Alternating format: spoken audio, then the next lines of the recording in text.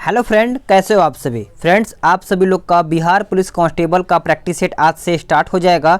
ये आपका रुक्मिणी प्रकाशन का प्रैक्टिस सेट है। इसमें आप सभी लोग यहाँ पे देख पा रहे होंगे पूरा आपको यहाँ पे जिसमें आपको सिलेबस के हिसाब से पूरा पैटर्न जितना है 2020 में पूछे गए प्रश्न के हिसाब से आपको यहाँ पे प्रैक्टिस सेट प्रोवाइड किया गया है। और यहाँ पे आज का जो सेट है ये सेट नंबर मतलब 2 प्रैक्टिस सेट मैंने आपको करा दिया है प्रीवियस ईयर का, ठीक है। तो ये आपका सेट नंबर आज प्रैक्टिस सेट है। इसको आप शुरू से अंत तक देखिएगा और अपना स्कोर जांचिएगा कि आप कितना स्कोर कर पा रहे हैं, ठीक है। आप सभी लोग का 14 मार्च 21 मार्च को एग्ज़ाम है, तो पूरा अच्छे से ध्यान से रखिएगा और अपना तैयारी जो है और बेहतर तरीके से करिएगा। अगर आपको पीडीएफ चाहिए तो पीडीएफ आज पूरा बुक को स्कैन किया जाएगा। कल से आप बुक को डाउनलोड कर पाएंगे पूरा डिटेल के साथ। मैं नहीं चाहता कि आप एक आध नंबर या 2 नंबर या 4 नंबर से पीछे रह जाएं। आपको सिलेक्शन इस बार लेना है पूरा बेहतर तरीके से।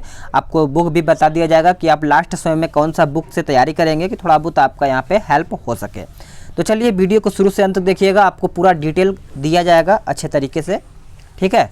चलिए पहला प्रश्न देख लेते हैं कि संविधान सभा में संसदीय प्रणाली को राष्ट्रपति प्रणाली की तुलना में अधिक तरजीह यानी अहमियत दी गई है, ऐसा क्यों? ऐसा इसलिए कि आंसर आपका यहाँ पे डी हो जाएगा, उपयुक्त सभी। यानी इसके संचालन का कुछ अनुभव था और सुस्थापित संस्थाओं को जारी करने से अनेक लाभ थे। दूसरा पॉइंट है कि संभवतः उन्हें ऐसी नियतकालीन कार्यपालिका पसंद थी जिसे हटाया न जा सके। सी पॉइंट कहता है कि बहुवादी समाज तथा विधि यानी विविधताओं से भरपूर देश के सभी के हित के लिए अनुकूल थी। तो इस तरीके से आंसर आपका यहाँ पे डी हो जाएगा। चलिए अगला देख लेते हैं कि पाटलिपुत्र को किस शासक ने सर्वप्रथम अपनी राजधानी बनाया था? तो इसका उत्तर हो जाएगा उदयन ने। देखिए अब याद रखिएगा कि उदयन हर्यक वंश का शासक था। दूसरा पॉइंट है कि हर्यक वंश की स्थापना किसने किया था? तो बिंबिसार ने किया था। हर्यक वंश को पितृहंसा वंश के नाम से भी जाना जाता है। नेक्स्ट क्वेश्चन, नालंदा विश्वविद्यालय किस लिए विश्व प्रसिद्ध था? तो याद रखिएगा ये बौद्ध धर्म दर्शन के लिए विश्व प्रसिद्ध था। अब यहाँ से पॉइंट आपका क्वेश्चन बनता है कि नालंदा विश्वविद्यालय की स्थापना किसने किया था? तो गुप्त शासक कुमार गुप्त प्रथम ने किया था, ठीक है। चलिए नेक्स्ट क्वेश्चन देख लेते हैं कि मुख्यमंत्री किसके लिए जिम्मेदार नहीं है? मुख्यमंत्री किसके लिए जिम्मेदार नहीं है? तो आंसर आपका सी हो जाएगा, राज्य की सुरक्षा। देखिए अनुच्छेद 355 के आधार पर राज्य की सुरक्षा के लिए संघ सरकार उत्तरदायी होता है, ठीक है। चलिए नेक्स्ट क्वेश्चन देख लेते हैं, क्वेश्चन नंबर 5 कहता है वित्तीय घाटे का तात्पर्य क्या है? वित्तीय घाटे का तात्पर्य पूछा गया है, तो इसका आंसर आप अच्छे से बताइएगा। तो देखिए 5वें का उत्तर आपका यहाँ पे सी हो जाएगा, यानी सभी मदों से प्राप्त आय खर्च से कम। करेक्ट आंसर आपका 5वें का सी हो जाएगा। अब यहाँ से समझते हैं कि राजकोषीय घाटा क्या होता है। तो राजकोषीय घाटा कुल आय और व्यय के अंतर को दर्शाता है। अगर राजस्व घाटा देखा जाए तो कुल राजस्व प्राप्त और कुल राजस्व व्यय के अंतर को दर्शाता है। तो इस तरीके से आप इसको समझ सकते हैं। अब यहाँ से आपका 5 या 10 प्रश्न आपका जो इंग्लिश से पूछा जाता है उसको भी देख लेते हैं। 6 नंबर कहता है कि change the following sentence from active to passive voice. कहता है mister Kumar teachers us English. तो इसका आंसर क्या हो जाएगा? तो इसका आंसर हो जाएगा option A, we are taught English by mister Kumar. तो करेक्ट आंसर आपका क्या हो जाएगा? ए हो जाएगा। नेक्स्ट क्वेश्चन देख लेते हैं। क्वेश्चन नंबर 7 कहता है कि choose the correct suffix to complete the word in the given sentence. कहता है the accident happened because of careless. तो इसका सही आंसर आपका बी हो जाएगा, नेस। यहाँ पे केयरलेसनेस हो जाएगा, ठीक है। Next question, question number 8 choose the correct sentence यानी translation of the following sentence. We should not pollute the Ganga. तो इसका उत्तर क्या हो जाएगा? 8वें का। 8वें का उत्तर आपका बी हो जाएगा, हम लोगों को गंगा को प्रदूषित नहीं करनी चाहिए। तो इस तरीके से बी आपका राइट आंसर हो जाएगा। अगला है कि choose the alternative with the best substitution of word sentence. यानी यहाँ पे अरिटेटिंग टू इनकन्वेंसेंस। तो इसका सही उत्तर क्या हो जाएगा? 9 का। तो 9 का उत्तर हो जाएगा आपका ऑप्शन बी हो जाएगा। क्वेश्चन नंबर 10 देख लेते हैं कि चूज द अप्रोप्रिएट आर्टिकल पूछा गया है। यानी Ram give me dash 1 rupee note, तो इसमें क्या भरा जाएगा, तो याद रखिएगा इसमें आपका ए भरा जाएगा। ठीक है, आंसर आपका क्या हो जाएगा, सी हो जाएगा। अब यहाँ से आपका जीएस का स्टार्ट होता है, तो जीएस को देखते हैं कि निम्नलिखित में से कौन सा मूल अधिकार भारतीय संविधान द्वारा नागरिकों को नहीं प्रदान किया गया है। तो इसका उत्तर आपका सी हो जाएगा, सूचना का अधिकार। अब यहाँ से हम समझते हैं कि सूचना का अधिकार मौलिक अधिकार नहीं है, लेकिन सर्वोच्च न्यायालय ने इसे मौलिक अधिकार के समान माना है। चलिए नेक्स्ट क्वेश्चन देख लेते हैं कि अंतर्राष्ट्रीय मुद्रा कोष की स्थापना किस समझौते के अंतर्गत हुई है। तो राइट आंसर हो जाएगा ऑप्शन ए, ब्रिटेन वुड्स समझौता। करेक्ट आंसर आपका यहाँ पे ए हो जाएगा 12 नंबर का। नेक्स्ट क्वेश्चन है क्वेश्चन नंबर 13, भारत में झूम खेती के अंतर्गत भूमि का सर्वाधिक प्रतिशत किस राज्य में है। तो सही आंसर आपका हो जाएगा नागालैंड। नागालैंड आपका यहाँ पे राइट आंसर हो जाएगा। नेक्स्ट क्वेश्चन है 14 नंबर, बिहार सरकार ने किस वर्ष सरकारी नौकरियों में महिलाओं के लिए 35% आरक्षण का प्रावधान किया है। तो सभी को पता होगा 2016 से। आंसर आपका क्या हो जाएगा, ए हो जाएगा। अगर बात करें हम बिहार का जनसंख्या घनत्व 2011 के हिसाब से देखा जाए तो 1000 यानी 1106 प्रति वर्ग किलोमीटर है। ठीक है, अगला क्वेश्चन, बिहार का सर्वोच्च साहित्यिक सम्मान से सम्मानित कौन है। तो सही आंसर आपका फणीश्वर नाथ रेणु हो जाएगा। आंसर आपका क्या हो जाएगा, ए हो जाएगा, नोट करिएगा। आगे देख लेते हैं क्वेश्चन नंबर 16, प्रेमचंद का जन्म कब हुआ, बताइए। प्रेमचंद का जन्म कब हुआ था, तो ये 31 जुलाई 1880 में हुआ था। यानी वाराणसी जिले के लमही गांव में एक कायस्थ परिवार में इनका जन्म हुआ था। नेक्स्ट क्वेश्चन, अति सुधो स्नेह की मार्ग है जहां नेकु सनाया यानी सया नप बाक नहीं, उपरोक्त पंक्ति जो पंक्ति है किनकी उक्ति है। तो इसका उत्तर याद रखिएगा, 17 का उत्तर आपका हो जाएगा घनानंद का। अगला क्वेश्चन, विष के दांत किनकी रचना है। विष के दांत किसकी रचना है, तो ये देखा जाए तो नलिन विलोचन शर्मा जी की रचना है। आंसर आपका यहाँ पे सी हो जाएगा। नेक्स्ट क्वेश्चन है 19 नंबर, विडंबना का सामर्थ्य यानी समानार्थक शब्द पूछा गया है। तो राइट आंसर आपका उपहास हो जाएगा। करेक्ट आंसर आपका यहाँ पे बी हो जाएगा। नेक्स्ट क्वेश्चन है 20 यानी 20 नंबर, कहता है सरला से फल खाया जाता है, कृत्यवाच्य पूछा गया है। इसका कृत्यवाच्य क्या हो जाएगा, तो सही आंसर आपका 20 का डी हो जाएगा, सरला फल खाती है। नेक्स्ट क्वेश्चन, एक पूर्णतः प्रत्यास्थ टक्कर में, तो करेक्ट आंसर आपका बी हो जाएगा, संवेग एवं गतिज दोनों संरक्षित रहता है, यानी बी आपका यहाँ पे उत्तर हो जाएगा। अगला क्वेश्चन, जब हम रबर के गद्दे वाली सीट पर बैठते हैं या जब गद्दे पर लेटते हैं तो उसका आकार परिवर्तित हो जाता है, ऐसे पदार्थ में पाई जाती है क्या, कौन सी ऊर्जा। तो ऊर्जा का नाम याद रखिएगा, स्थितिज ऊर्जा हो जाएगा। ऑप्शन आपका यहाँ पे बी हो जाएगा। ठीक है, स्थितिज ऊर्जा किसी वस्तु के रूप, आकार एवं स्वरूप के कारण पाए जाते हैं। नेक्स्ट क्वेश्चन, व्यक्ति अपनी दाढ़ी बनाने के लिए जिस दर्पण को प्रयोग में लाता है वह कौन सा दर्पण है। तो दर्पण का नाम सभी को पता होना चाहिए, अवतल दर्पण। देखिए अवतल दर्पण का धंसा हुआ भाग परावर्तक सतह होता है। अवतल दर्पण को यानी अवतल दर्पण की फोकस दूरी जो होती है वो ऋणात्मक होती है। नेक्स्ट क्वेश्चन, ठोस में चल सकने वाली तरंगे पूछा गया है, कौन सा तरंगे है। तो इसका सही उत्तर हो जाएगा अनुप्रस्थ तरंग और अनुदैर्घ्य तरंग। तो इस तरीके से आपका यहाँ पे उत्तर सी हो जाएगा। चलिए आगे देख लेते हैं, आगे का प्रश्न क्या कहता है कि निम्नलिखित से होकर जाने वाली प्रकाश किरण अपवर्तन के बाद बिना विचलित हुए उसी पथ पर निकल जाती है। तो सही आंसर आपका हो जाएगा ऑप्शन बी, प्रकाश केंद्र। क्या हो जाएगा, प्रकाश केंद्र आपका राइट आंसर हो जाएगा। 26 देख लेते हैं कि एक लेंस में आवर्धन का मान सदैव 1 से कम होता है, वह लेंस कहलाता है क्या। वह लेंस क्या कहलाता है, तो अवतल लेंस कहलाता है। ऑप्शन आपका बी हो जाएगा। चलिए आगे देख लेते हैं, वस्तु से बड़ा आभासी प्रतिबिंब बनता है। किसमें, कौन से दर्पण में बनता है? तो ये आपका बनता है अवतल दर्पण में। याद रखिएगा, अवतल दर्पण में। जब वस्तु ध्रुव और फोकस के बीच अवतल दर्पण के होता है तो प्रतिबिंब सीधा आभासी वस्तु से बड़ा तथा दर्पण के पीछे बनता है। याद रखिएगा। नेक्स्ट क्वेश्चन, चुंबकीय फ्लक्स का एसआई मात्रक क्या है? तो इसका एसआई मात्रक वेबर हो जाएगा। ऑप्शन आपका यहाँ पे बी हो जाएगा। नेक्स्ट क्वेश्चन, बार्न है, बार्न क्या है? तो बार्न देखा जाए तो एक तरीके से आपका क्षेत्रफल की इकाई है। याद रखिएगा, ये उत्तर हो जाएगा। नेक्स्ट क्वेश्चन है, इसका एसआई मात्रक पूछा गया है, बताइए।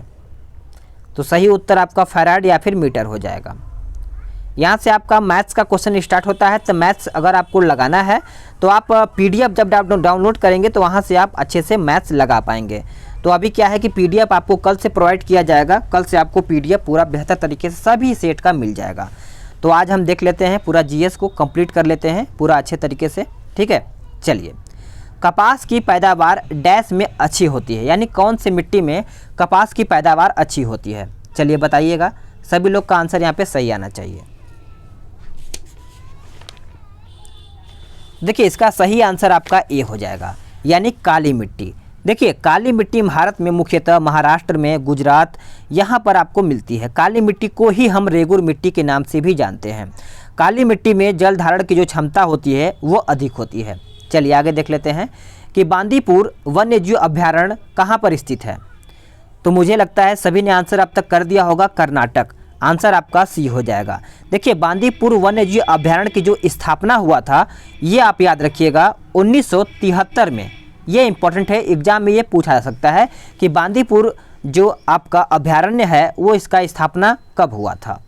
अगला देख लेते हैं कि समुद्र की गहराई डैश द्वारा मालूम की जा सकती है, यानी किसके द्वारा समुद्र की गहराई मापी जाती है या फिर मालूम किया जाता है? तो इसका उत्तर याद रखिएगा, सोनार। सोनार के ही मतलब इसके हिसाब से ही देखा जाए तो जो गहराई है इसी के हिसाब से मापी जाती है। रडार से वायुयान आदि की भौगोलिक स्थिति मालूम किया जाता है।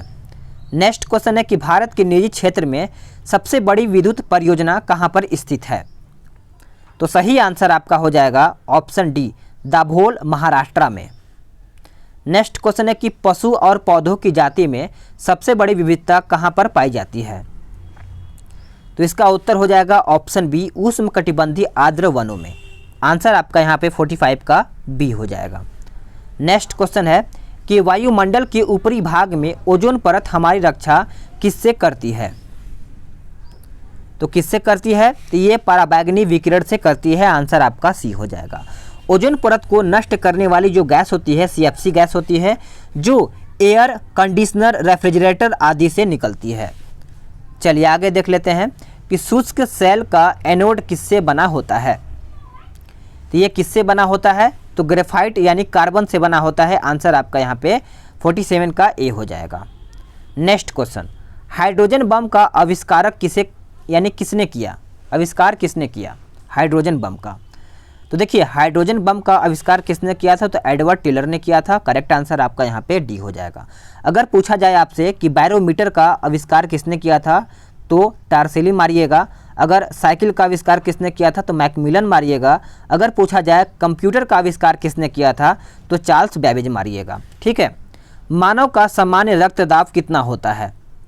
मेरे हिसाब से सभी ने आंसर अब तक कर दिया होगा। Option A 120/80। अगला प्रश्न, उपास्थि तथा हड्डियों के निर्माण और संपोषण के आवश्यक तत्व होता है। तो सही आंसर आपका कैल्शियम हो जाएगा। ऑप्शन आपका यहाँ पे बी हो जाएगा। Next question, milk of magnesia एक निलंबन है। तो मिल्क ऑफ मैग्नीशिया एक निलंबन है, तो मैग्नीशियम हाइड्रोक्साइड का क्या हो जाएगा? मैग्नीशियम हाइड्रोक्साइड का आंसर आपका यहाँ पे 51 का बी हो जाएगा। इसे मिल्क ऑफ मैग्नीशिया भी कहते हैं। Next question, plaster of Paris का रासायनिक नाम क्या है? प्लास्टर ऑफ पेरिस का रासायनिक नाम पूछा गया है, तो इसका आंसर हो जाएगा calcium sulphate hemihydrate. Correct answer आपका यहाँ पे सी हो जाएगा। अगला प्रश्न, स्टेनलेस स्टील किसकी एक मिश्र धातु है? तो ये देखा जाए तो किसकी एक मिश्र धातु है, तो लोहा, क्रोमियम और कार्बन की। आंसर आपका क्या हो जाएगा, ऑप्शन डी हो जाएगा, याद रखिएगा। स्टेनलेस स्टील जो होता है इसमें जंग नहीं लगता है। नेक्स्ट क्वेश्चन है क्वेश्चन नंबर 54, कहता है कांच को नीला रंग निम्नलिखित में से कौन प्रदान करता है। कांच को नीला रंग कौन प्रदान करता है, तो करेक्ट आंसर आपका कोबाल्ट ऑक्साइड हो जाएगा। आंसर आपका ए हो जाएगा। कोबाल्ट ऑक्साइड के कारण गहरा नीला रंग होता है। सोडियम क्रोमेट या फिर फेरड ऑक्साइड के कारण कांच का जो हरा रंग होता है इसी के कारण होता है। रक्त स्कंदन में कौन सा विटामिन क्रियाशील होता है, तो सही आंसर आपका विटामिन के हो जाएगा। क्या हो जाएगा, विटामिन के। चलिए आगे देख लेते हैं। अगला प्रश्न है किसकी उपस्थिति के कारण गाय का दूध का रंग पीला होता है। गाय का दूध का जो रंग होता है वो पीला होता है, तो कैरोटीन के कारण। क्या हो जाएगा, आंसर आपका डी हो जाएगा। दूध में लैक्टिक अम्ल पाया जाता है, सभी को पता है। दही का जो खट्टा होने का कारण होता है वो लैक्टिक का लैक्टोज में बदल जाता है, इसी के कारण ही आपका जो दूध का खट्टापन होता है दही में, इसी के कारण होता है। एंजाइम मूल रूप से क्या है, एंजाइम मूल रूप से देखा जाए तो प्रोटीन है। आंसर आपका सी हो जाएगा। नेक्स्ट क्वेश्चन, कान की कितनी हड्डियां होती हैं। कान में कितनी हड्डियां होती हैं, तो आपका 6 हो जाएगा। आंसर आप याद रखिएगा, ठीक है। चलिए, जैसे कि मेलियस में 2 हड्डी, इंकस में 2 हड्डी और स्टेपिज में 2 हड्डी, ठीक है। टोटल मिला के देखा जाए तो 6 हड्डी हो जाएगा। अगला प्रश्न है 59 नंबर, कहता है पौधे में जाइलेम ऊतक निम्नलिखित में से किस पदार्थ का संवहन करता है। इसका आंसर बताइए। इसका सही आंसर आपका क्या हो जाएगा, ए हो जाएगा, पानी। पानी आपका उत्तर हो जाएगा। नेक्स्ट है कि प्याज में निम्नलिखित में से किसमें खाद्य जमा होता है, तो करेक्ट आंसर आपका सल्क पत्र हो जाएगा। आंसर आपका यहाँ पे सी हो जाएगा। प्याज में गुणसूत्र की संख्या याद होना चाहिए सभी को, 16 होता है, ठीक है। अगला प्रश्न, लाल रुधिर कोशिकाओं का उत्पादन निम्नलिखित में से किसके द्वारा होता है, तो ये आपका होता है अस्थि मज्जा। करेक्ट आंसर आपका सी हो जाएगा, ठीक है। नेक्स्ट क्वेश्चन देख लेते हैं। क्वेश्चन नंबर 62 कहता है उपभोक्ता शोषण के प्रमुख कारण है, तो राइट आंसर आपका 62 का डी हो जाएगा, इनमें से सभी, यानी सूचना का अभाव, वस्तुओं की सीमित आपूर्ति, उपभोक्ता की अज्ञानता, तो करेक्ट आंसर आपका डी हो जाएगा। नेक्स्ट क्वेश्चन, रोलेट एक्ट के विरोध में किसने लगान न देने का आंदोलन चलाने का सुझाव दिया था, तो सही आंसर 63 का देखा जाए तो स्वामी श्रद्धानंद हो जाएगा। आंसर आपका डी हो जाएगा। रोलेट एक्ट पारित कब हुआ था, तो 1919 में पारित हुआ था रोलेट एक्ट। ये पॉइंट आप याद रखिएगा। रोलेट एक्ट को हम काला कानून कहते हैं। आतंकवादी अपराध अधिनियम, न वकील न अपील एवं न दलील के नाम से ये जाना जाता था, ठीक है। चलिए आगे देख लेते हैं। किसने खिलाफत आंदोलन को हिंदुओं और मुसलमानों की एकता के एक ऐसे अवसर के रूप में देखा जो 100 वर्षों में भी पुनः प्रस्तुत नहीं होगा, तो सही आंसर आपका हो जाएगा महात्मा गांधी। माफ़ कीजिएगा कि खिलाफत आंदोलन को 1919 से 1922 ईस्वी के बीच चलाया गया था। नेक्स्ट क्वेश्चन, जुलाई 1942 की वर्धा में महात्मा गांधी ने कांग्रेस की कार्यकारिणी समिति में अपने भारत छोड़ो आंदोलन की चर्चा की, तब उस समिति के अध्यक्ष कौन थे, तो अबुल कलाम आज़ाद थे। आंसर आपका यहाँ पे 65 का ऑप्शन बी हो जाएगा। नेक्स्ट क्वेश्चन, निम्न में से किस सुल्तान ने कुतुब मीनार की 5वीं मंजिल का निर्माण कराया था। ये देखिए आपके लिए इंपॉर्टेंट बन जाता है। फिरोज शाह तुगलक। कुतुब मीनार का नींव किसने लगाया था, तो गुलाम वंश के शासक कुतुबुद्दीन ऐबक ने रखा था, पर इसे पूरा करने से पूर्व इसकी मृत्यु हो गई थी। कुतुब मीनार को पूरा करने में योगदान ऐबक के दामाद इल्तुतमिश को जाता है, यानी जो पूरा कराया था वो इल्तुतमिश ने ही कराया था। लेकिन अब यहाँ से ये प्रश्न आपका बन जाता है कि कुतुब मीनार के पुनः निर्माण का श्रेय फिरोज शाह तुगलक व सिकंदर लोदी को जाता है, ठीक है। आप इस पॉइंट को याद रखिएगा। अगला प्रश्न, ख्वाजा मोइनुद्दीन चिश्ती किसके शिष्य थे। ये भी प्रश्न इंपॉर्टेंट है, तो ख्वाजा उस्मान हुरानी के थे। आंसर आपका सी हो जाएगा। अगला प्रश्न, संयुक्त राज्य अमेरिका के किस राज्य को ब्लू ग्राम स्टेट कहा जाता है, तो 68 का उत्तर हो जाएगा ऑप्शन बी केंटुकी। केंटुकी का आपके यहाँ पे उत्तर हो जाएगा, याद रखिएगा। अगला प्रश्न है कि निम्नलिखित में से कौन सा बाह्य पतन का विशिष्ट उदाहरण है। तो सही आंसर आपका हल्दिया हो जाएगा, आंसर आपका बी हो जाएगा। हल्दिया में तेल शोधक कारखाना भी है। विशाखापट्टनम भारत की सबसे गहरी बंदरगाह है। अगला प्रश्न है कि भारत का निम्नलिखित में से कौन सा क्षेत्र उच्च तीव्रता के भूकंपीय मेखला में नहीं आता है। तो सही आंसर आपका कर्नाटक पठार हो जाएगा, ऑप्शन आपका बी हो जाएगा। वैश्विक लैंगिक अंतराल रिपोर्ट किस संस्था द्वारा जारी किया जाता है। तो 71 का उत्तर देखा जाए तो विश्व आर्थिक मंच हो जाएगा, आंसर आपका यहाँ पे 71 का ए हो जाएगा। इस रिपोर्ट की शुरुआत कब हुआ था, तो याद रखिएगा 2006 में हुआ था। नेक्स्ट क्वेश्चन, आपका बैंक आपके द्वारा किस बैंक की टैगलाइन है। तो ये बैंक का है India post payment bank, answer आपका यहाँ पे डी हो जाएगा। अगस्त 2018 में इंडिया पोस्ट पेमेंट बैंक की स्थापना हुई थी। अगला प्रश्न, किस वर्ष मुंबई में पहली भारतीय कपड़ा मिल की स्थापना हुई थी।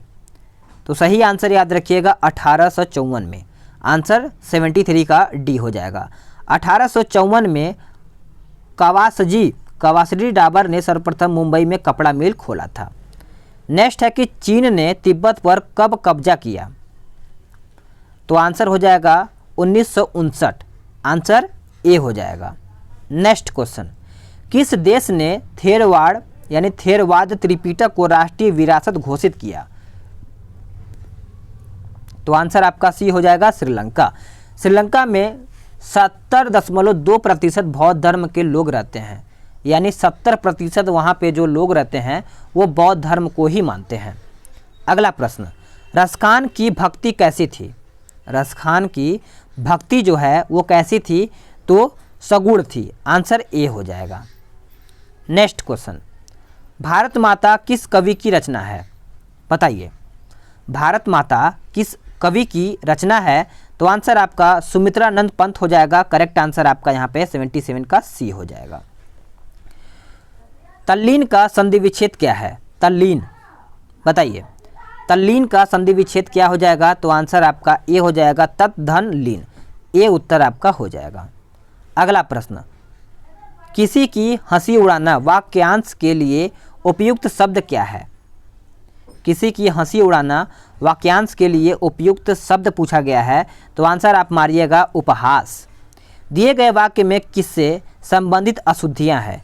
मैं रविवार के दिन तुम्हारे घर आऊँगा, तो इसका उत्तर क्या हो जाएगा 80 का, तो उत्तर आपका संज्ञा हो जाएगा।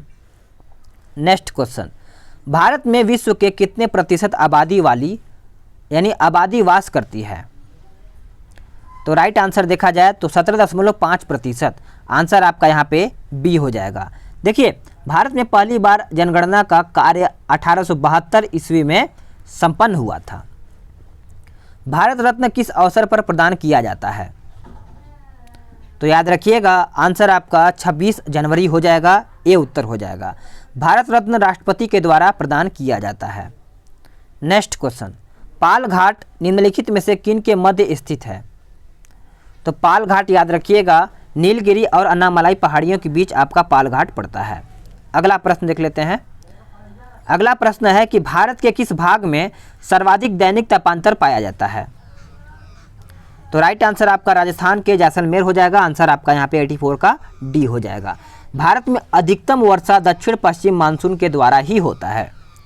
नेक्स्ट है कि आम्र वर्षा संबंधित है किससे। तो ये आपका संबंधित है बिहार एवं बंगाल में मार्च अप्रैल में होने वाली वर्षा। तो सही आंसर आपका 85 का क्या हो जाएगा, सी हो जाएगा, याद रखिएगा। चलिए आगे वाला प्रश्न क्या है देख लेते हैं। कहता है भारत में निम्नलिखित में से कौन सा मृदा प्रारूप लोहे के अतिरिक्त होने के कारण अनुवर होता जा रहा है। तो इसका उत्तर क्या हो जाएगा, ऑप्शन डी हो जाएगा, यानी लेटेराइट। लेटेराइट में एल्यूमिनियम की भी अधिकतम होती है, ये भी याद रखिएगा। चलिए आगे देख लेते हैं कि बहुउद्देशीय नदी घाटी परियोजनाओं को आधुनिक भारत के मंदिर किसने कहा था। तो आधुनिक भारत के मंदिर किसने कहा था, तो ये कहा था जवाहरलाल नेहरू, आंसर आपका बी हो जाएगा। अगर बात करें दामोदर नदी घाटी परियोजना, भारत का प्रथम परियोजना कब बना था, तो 1948 में बना था। अगला प्रश्न, टाइटन किसका सबसे बड़ा उपग्रह है? तो टाइटन देखा जाए तो शनि का सबसे बड़ा उपग्रह है, याद रखिएगा। शनि के कुल उपग्रहों की संख्या कितनी है, तो 82 है, याद रखिए। अगला प्रश्न, भारत में स्वतंत्रता के पश्चात प्रथम मंत्रिमंडल का कानून मंत्री कौन था? कानून मंत्री पूछा गया है तो बी आर अम्बेडकर हो जाएगा, आंसर आपका डी हो जाएगा। श्यामा प्रसाद मुखर्जी स्वतंत्र भारत के प्रथम उद्योग मंत्री थे, तो उद्योग मंत्री पूछा जाए तो आप श्यामा प्रसाद मुखर्जी मारिएगा। अगला प्रश्न है कि लोकसभा में राज्यवार सीटों की आवंटन सन 1971 की जनगणना पर आधारित है। यह निर्धारित किस वर्ष तक यथावत रहेगा? तो यह रहेगा 2026 तक। अगला है कि निम्नलिखित धातुओं की उनकी अभिक्रियाशीलता के क्रम में व्यवस्थित कीजिए, बताइए। तो इसका उत्तर ए हो जाएगा, सोडियम, मैग्नीशियम, एल्यूमिनियम, जिंक हो जाएगा, याद रखिएगा। अगला प्रश्न, निम्नलिखित में से कौन सा रक्त स्कंदन के लिए अनिवार्य है?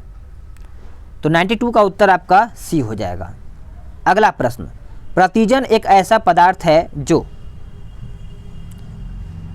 तो राइट आंसर आपका 93 का सी हो जाएगा, प्रतिरक्षी के निर्माण को बढ़ावा देना, यानी सी उत्तर हो जाएगा। जीवन का आधारभूत पदार्थ माना जाता है किसको? तो ये माना जाता है आपका जीवद्रव्य को, आंसर आपका डी हो जाएगा। प्रकाश संश्लेषण की दर सबसे अधिक होती है किसमें? तो ये सबसे अधिक दर होता है लाल रंग में, आंसर आपका यहाँ पे सी हो जाएगा। यहाँ से भी आपका थोड़ा बहुत इंग्लिश का प्रश्न है, इसको देख लेते हैं, इंग्लिश में दिया गया है। तो देखिए, choose the correct translation of the following sentence, यानी तुमसे यह किसने कहा, इसका ट्रांसलेट करके बताना है। तो राइट आंसर देखा जाए 96 का, तो ऑप्शन बी हो जाएगा, याद रखिएगा। Who said this to you. अगला है कि choose the most suitable preposition, Daya is suffering dash favour, तो इसका उत्तर क्या हो जाएगा? इसका उत्तर आपका फ्रॉम हो जाएगा। नेक्स्ट क्वेश्चन है कि choose the indirect speech of the given sentence, he said where is my car. तो राइट आंसर देखा जाए तो 98 का उत्तर आपका डी हो जाएगा, ठीक है। अगला क्वेश्चन कहता है कि choose the correct prefix to complete the word in the given sentence, the book will give you dash precedented result. तो इसका राइट आंसर आपका अन हो जाएगा। Choose the correct form the verb, इसमें वर्ब पूछा गया है, तो the portrait was dash on the wall, तो इसका राइट आंसर आपका बी हो जाएगा, ठीक है। तो फ्रेंड्स, आप सभी लोग का मैंने 100 क्वेश्चन समाप्त कर दिया है। अब आप बताइएगा कि बिहार पुलिस कांस्टेबल में आप 100 प्रश्न में से कितना प्रश्न सही कर पा रहे हैं। अगर आपको वीडियो पसंद आ रहा है तो वीडियो को लाइक करिएगा, शेयर कीजिएगा। अगर आपका कोई भी सुझाव है तो आप कमेंट के माध्यम से बता सकते हैं। अगर आपको कोई और प्रैक्टिस सेट प्रोवाइड कराना है या फिर अगर आपको कोई और प्रैक्टिस सेट से सेट लगाना है तो आप प्रैक्टिस सेट का नाम बता सकते हैं। अगर जहाँ तक होगा मैं उसको ले करके आपको प्रैक्टिस सेट शुरू करवा दूँगा। तो आप सभी लोग अपना सुझाव दीजिएगा, मैं आपके सुझाव का वेट करूँगा। तो चलिए आज के लिए यहीं पर वीडियो को समाप्त करते हैं। जय हिंद, वंदे मातरम।